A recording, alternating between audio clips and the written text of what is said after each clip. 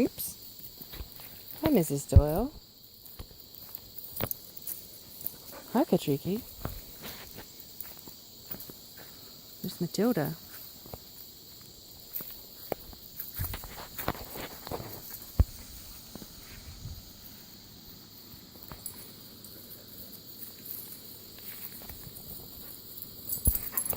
I wanted to show you something that I would have loved as a child.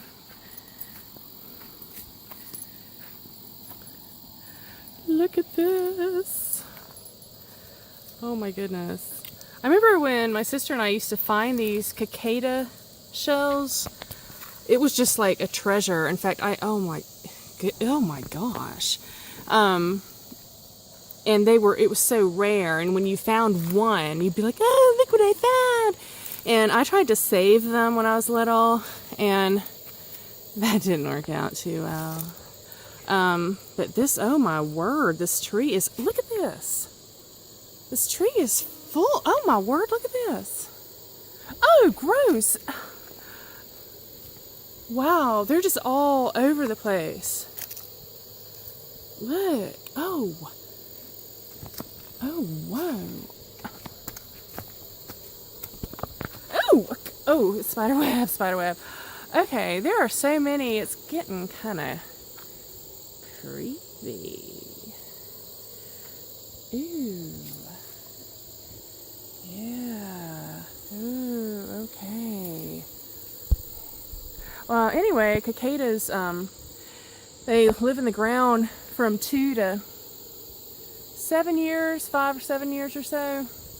So I'm thinking maybe they lived in the ground here. And I always wondered why. Ew, it's kind of creeping me out. Now, ugh, sorry. It's kind of creeping me out just a little bit because there's so many and suddenly it's not so special anymore. But I always used to wonder why, you can't really tell, but why there was dirt on the cicada shells.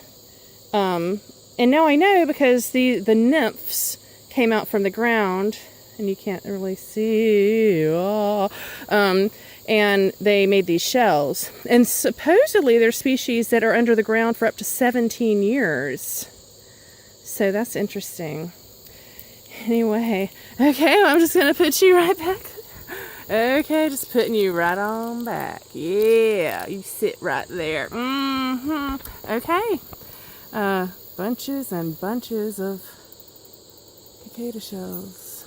Nymph cicada shells. Alright, bye.